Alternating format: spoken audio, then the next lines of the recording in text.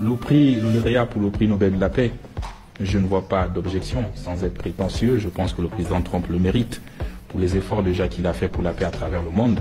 Et je me situe également dans ma zone, notamment celle de la CAC, où il a ramené la paix entre la RDC et le Rwanda. C'est ma zone de la CAC.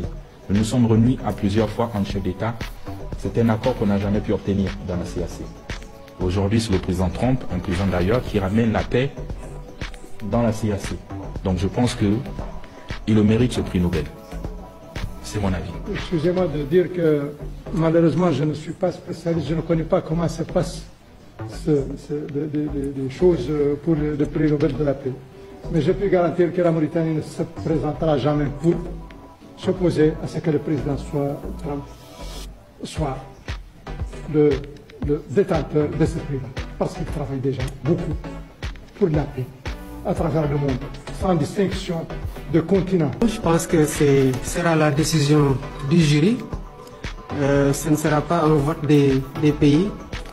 Mais ce qui est sûr, c'est qu'aujourd'hui, les états de service et les résultats engrangés en si peu de temps pour l'attribution de ce prix-là en sa faveur. Et je pense que le jury voit ça et le monde entier voit ça et apprécie ça.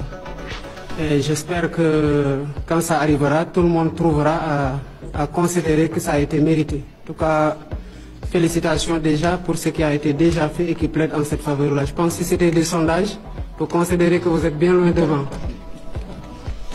Non mais les amis, qu'est-ce que l'Afrique a fait pour mériter une telle humiliation? Alors, on a là des présidents africains qui se sont finalement déplacés, qui ont répondu à la convocation que leur a faite Donald Trump. Vous-même, regardez le sourire de Trump.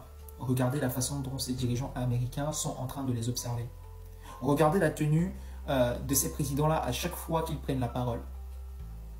Voilà une opportunité pour beaucoup qu'ils auraient pu saisir individuellement chacun d'entre eux pour pouvoir mettre leur pays en avant, taper également du poing sur la table. Mais Donald Trump sait il connaît les personnes qu'il a invitées. Il sait qu'il ne représente rien sur l'échiquier mondial. Il sait que les pays qu'il a invités, ce sont des pays que dans la vision de Trump, ce sont des pays misérables d'Afrique.